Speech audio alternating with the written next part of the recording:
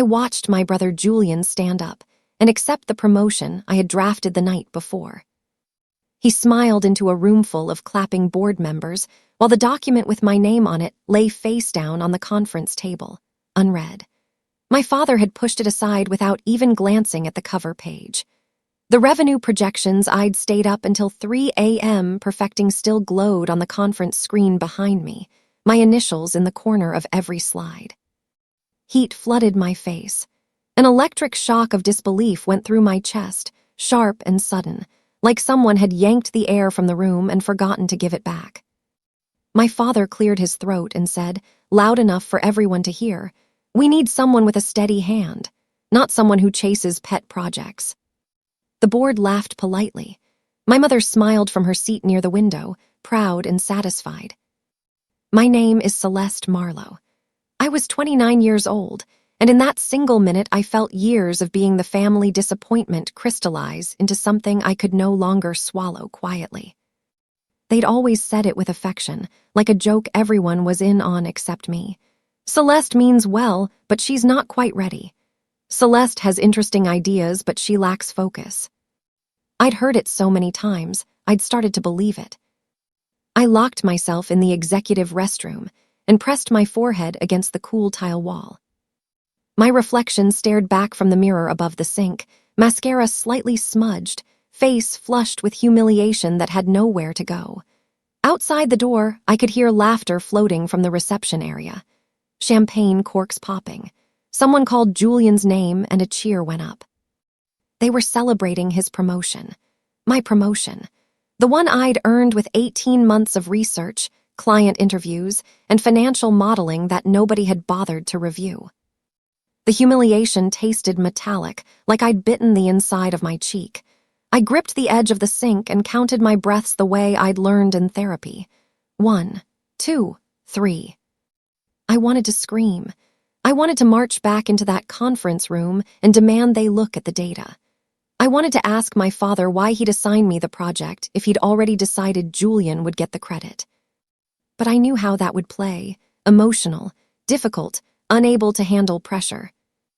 They'd use my reaction to justify their decision. They always did. So I stood there in that bathroom, breathing through the rage, and made myself a promise. I would not crumble where they could see it. I would not give them that satisfaction. That night, I sat at my kitchen table and drafted an email to the board. The subject line read, "Formal objection to promotion decision." The body was 3 pages of documented evidence, timestamps on my files, email chains proving I'd led every phase of the project, performance reviews that showed consistent excellence. I listed every late night, every client call, every revision I'd made while Julian was at golf tournaments with Dad's investor friends. My finger hovered over the send button for 15 minutes. The fury felt good, righteous. I wanted them to see what they'd done. I wanted my father to read every word and feel the weight of his choice.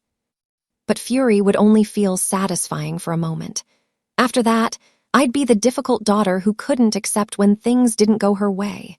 The one who made family dinners awkward. The one who didn't understand how business really worked. They'd close ranks. They always did. Strategy would win. Patience would win. Building something they couldn't ignore would win.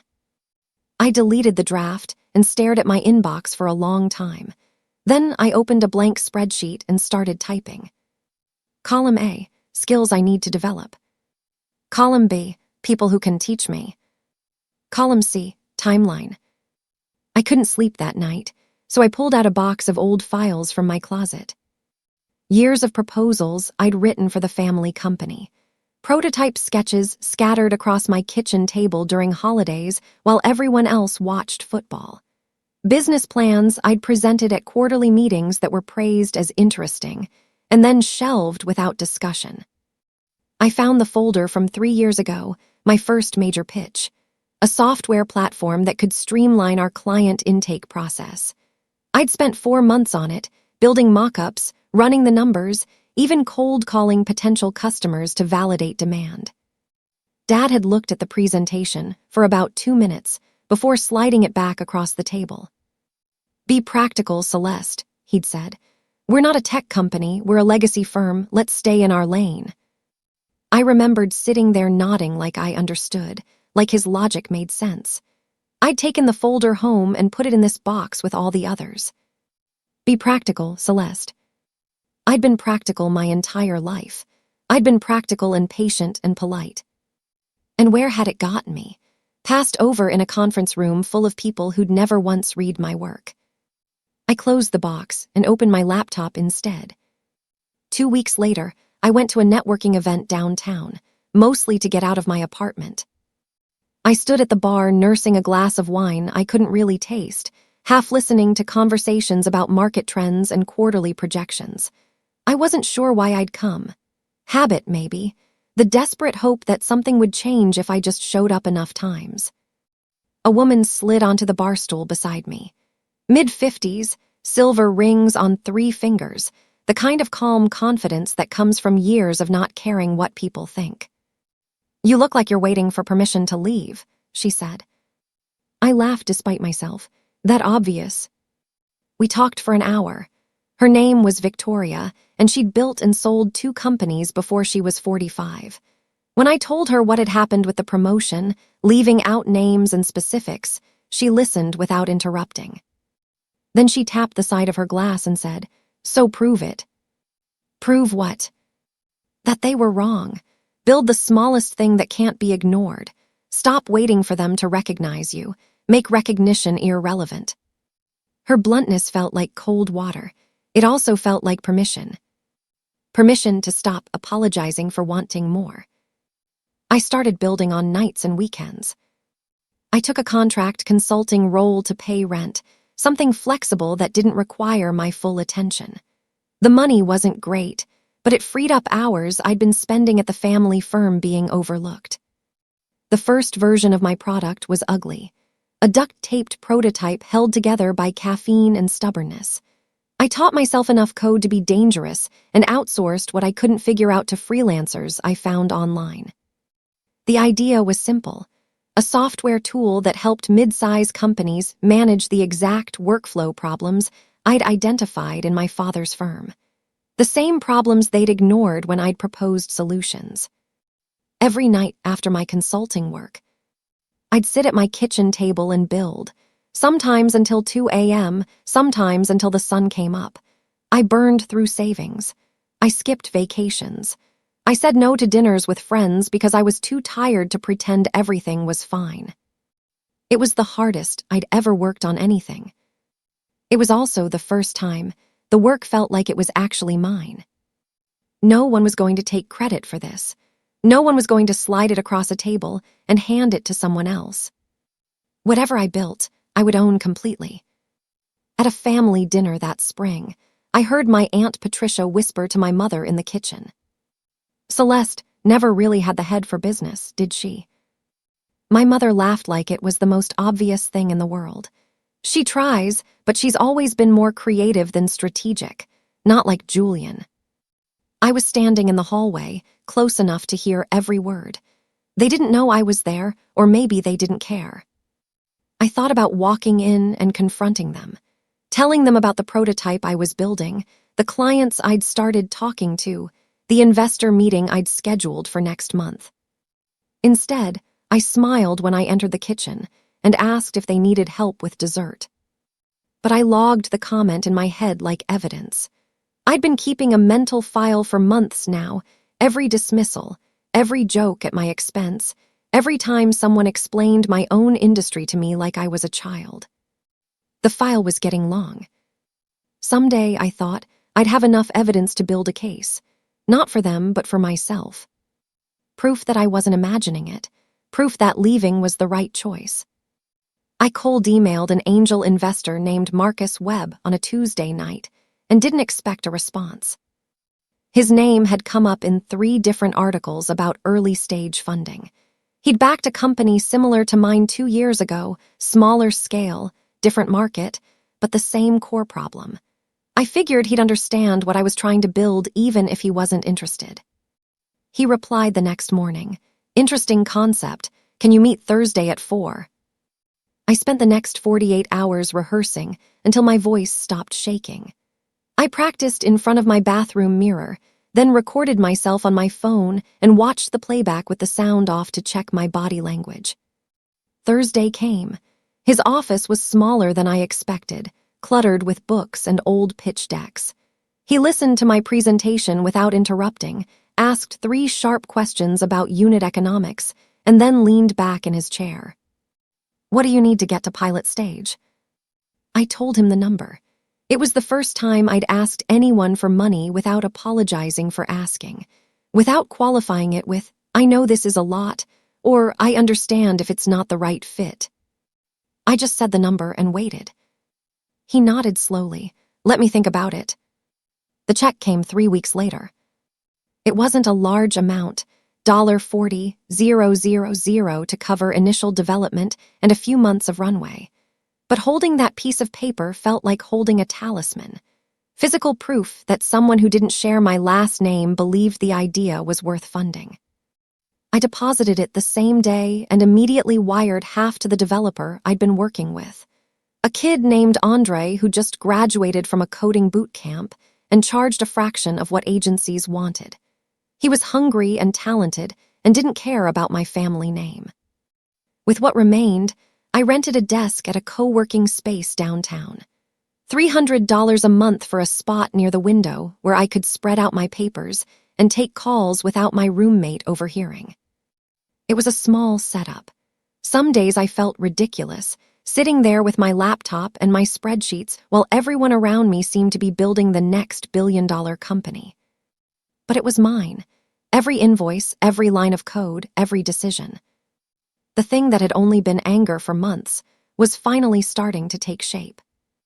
I could see what it might become, and for the first time, so could someone else. 6 months later, my father's company held an innovation showcase for employees and investors. Julian had organized it as a PR opportunity, proof that the firm valued new ideas. Someone in HR remembered that I'd done something with technology and invited me to demo my product alongside internal projects. I almost said no. The thought of standing in front of my family again, pitching something they'd already dismissed, made my stomach turn. But Victoria's words kept echoing in my head. Build something that can't be ignored. So I said yes. The demo went well, better than well. I'd rehearsed for 2 weeks, anticipated every question, prepared data that proved the concept worked. When I finished, a handful of attendees clustered around my booth asking for follow-up meetings. My mother sat in the audience with a polite, puzzled expression, like she was watching a stranger. Later, my phone buzzed with a message from Julian. "Cute project. Good luck with your little startup." I took a screenshot and saved it to a folder on my desktop. Someday that message would be evidence, too. The downloads were climbing. The interest was real. Let them call it cute. The numbers told a different story. 2 weeks after the showcase, I received an email from someone inside my father's company. His name was Thomas Huang, a mid-level operations manager I'd seen in meetings but never spoken to directly. His message was short and professional. He'd tested my software, found it useful, and wanted to know how his department could license it. I read the email 3 times to make sure I understood. Someone from my family's firm, the company that had dismissed every idea I'd ever had, was asking to pay me for something I'd built. I took a full day to draft my response. I wanted to sound professional, not gloating, not desperate, not dismissive, just clear. I sent him a terms sheet with pricing tiers and implementation options. Standard rates, nothing personal. He replied within an hour asking for a call. That night, I sat in my co-working space after everyone else had gone home, staring at the city lights through the window. For the first time, I realized something had shifted. They weren't doing me a favor by considering my work. I wasn't asking for approval or permission. They needed what I had built. And eventually, they would have to ask me for help. I filed for a patent on a Thursday afternoon in March. The application had taken months to prepare. I'd hired a lawyer named Sandra who specialized in software IP, expensive, but Victoria insisted it was worth it. "Protect what you build," she told me. Ideas are worthless. Ownership is everything. The waiting period was excruciating. Every day I checked my email expecting rejection, expecting some reason why my work wasn't original or significant enough. I'd spent so many years being told my ideas were derivative or impractical that I'd internalized it. But the confirmation arrived on a Tuesday morning. Patent pending. Official documentation that the concept belonged to me. I read the letter 3 times, then printed it and pinned it to the wall above my desk. It felt like armor, like something solid I could point to when the doubts crept in at 2 a.m. For the first time in months, I took a full breath. The work was real. The protection was real. Nobody could call it a pet project now, not legally, not professionally. I sent a quiet update to my investors and went back to work. There was still so much to build, but now I was building on a foundation that couldn't be taken away. Someone started a rumor about me in the industry. The whisper spread through networking events and LinkedIn messages. Celeste Marlowe had stolen proprietary ideas from her previous employer. She'd taken company secrets and passed them off as her own innovation. I found out from Victoria, who'd heard it from an investor friend. "It's not gaining much traction," she said, "but you need to address it before it does." The accusation was ridiculous. I'd built everything on my own time with my own resources, but I also knew how these things worked. A rumor didn't need to be true to cause damage. It just needed to create enough doubt. I set aside my anger and spent a weekend assembling documentation. Timestamps on every file I'd created. Code commits with dates and version histories. Emails proving I'd developed the concept months after leaving the family firm. I sent the package to the 3 investors who'd asked about it, along with a clear, factual timeline.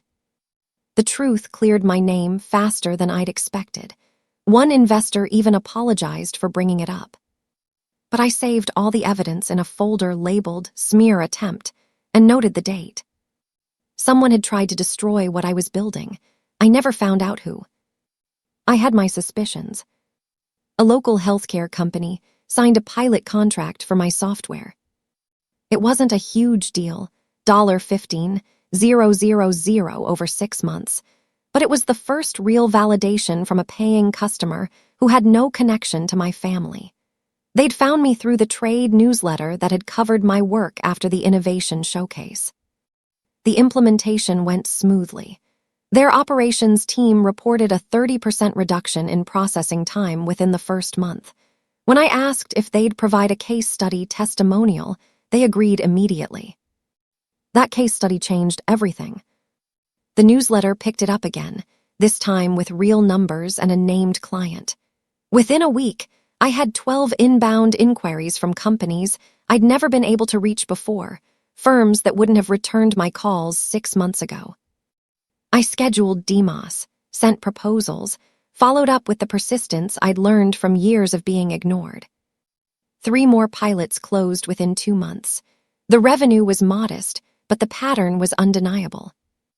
I was building something that worked, something people needed, something that solved a real problem my family's firm had been too arrogant to address. The client list was growing, the proof was accumulating, and none of it had anything to do with the Marlowe name. At a family brunch that summer, my cousin Angela asked what I was working on these days. Before I could answer, my mother jumped in. "Celeste is doing some consulting," she said with a wave of her hand.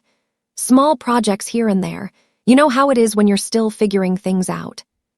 I felt my jaw tighten. My company had just closed its 5th pilot contract. I had paying customers, pending patents, and investor backing. I was working 80-hour weeks building something real. But in my mother's telling, I was still figuring things out. Still the family disappointment dabbling in side projects. I smiled and changed the subject. Later that afternoon, my phone buzzed with an email from one of our new clients, a manufacturing firm in the Midwest. They wanted to know if my company could consult with my parents' company on an integration project.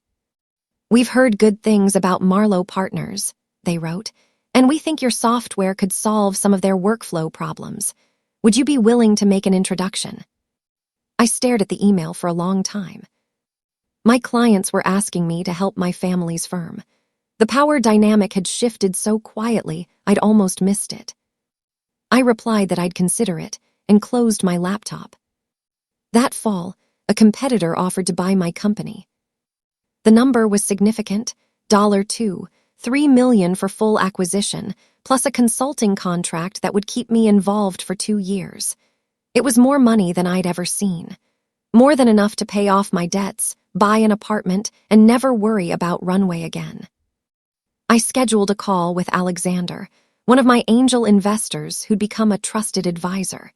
He'd built and sold 3 companies before and knew the landscape better than anyone. "The offer's real," he said after reviewing the terms. "But so is your trajectory. You're not building an escape hatch, Celeste. You're building leverage." Meaning?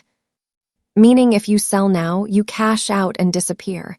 If you hold, you become someone they have to deal with, someone with a seat at the table. He paused. "What do you actually want?" I thought about it for 3 days. I wanted the money, but more than that, I wanted to matter. I wanted to build something that couldn't be ignored, dismissed, or explained away.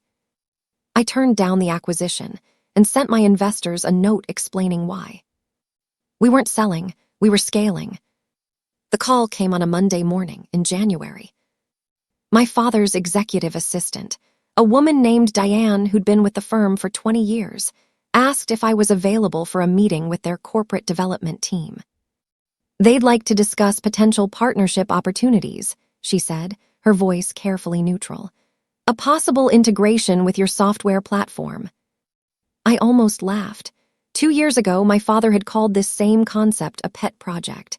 Now his company was calling my assistant to schedule a meeting. I waited 2 days before responding, partly for strategy and partly because I needed time to process what was happening. The family firm wanted my product, the thing I'd built on nights and weekends while they called me impractical, the thing I'd funded with savings and angel checks while they gave Julian promotions he hadn't earned. They needed what I'd created. I agreed to the meeting and spent the next week preparing. Not just the pitch materials, I knew that cold, but myself. How to sit across from my father and brother without letting old patterns take over. How to negotiate from strength instead of asking for approval. I practiced in front of the mirror until I could say the numbers without flinching. The meeting was in the family firm's main conference room, the same room where I'd watched Julian take my promotion 2 years earlier. I brought my lawyer and my lead developer, professional backup, neutral witnesses. My father sat at the head of the table, my mother beside him. Julian across from me with a legal pad he never wrote on. Corporate counsel filled the remaining seats. I presented terms that treated my company as a peer, not a subsidiary. Revenue sharing based on performance. Joint decision-making on development priorities. My team retaining full IP ownership.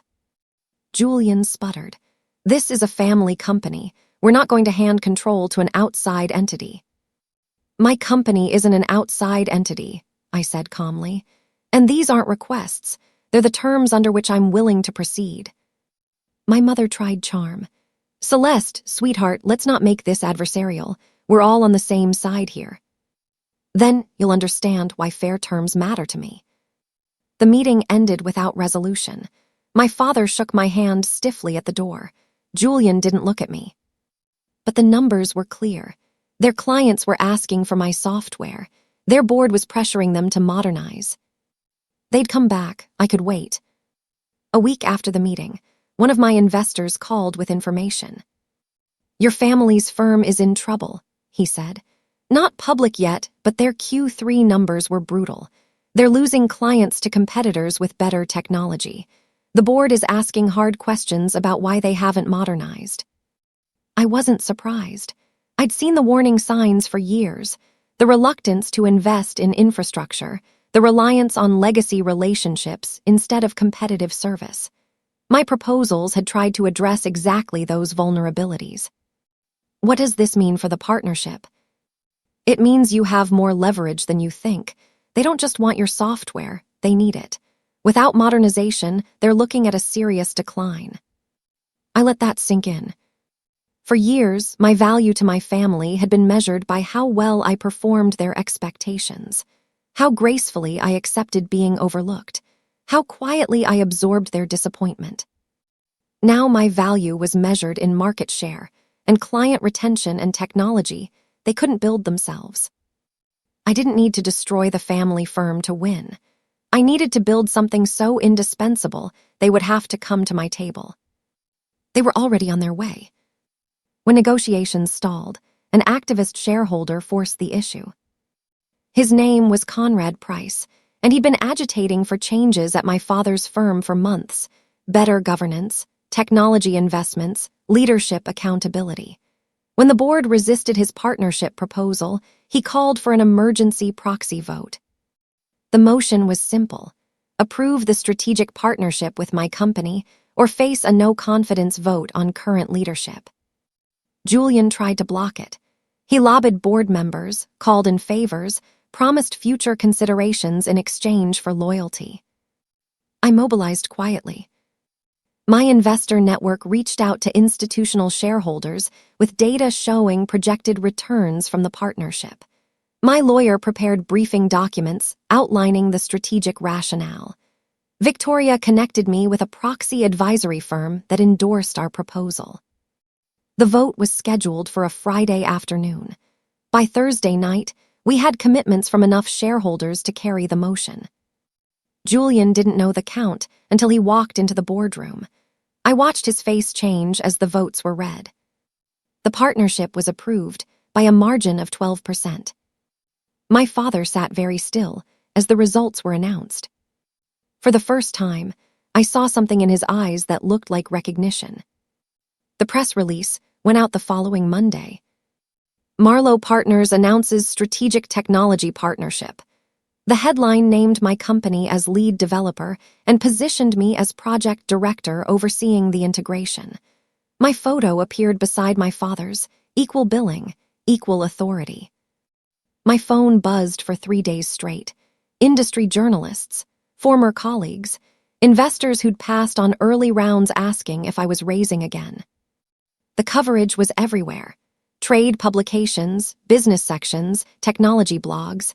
Everyone wanted the story, the overlooked daughter who'd built something the family firm couldn't ignore. I gave 2 interviews, carefully worded. I didn't trash my family or air old grievances. I just talked about the product, the vision, the team that had helped me build it. But I knew the subtext was clear. Everyone who'd watched me be dismissed for years understood what this meant. My mother read the headline at a family dinner that weekend. She went strangely still, her fork frozen halfway to her mouth.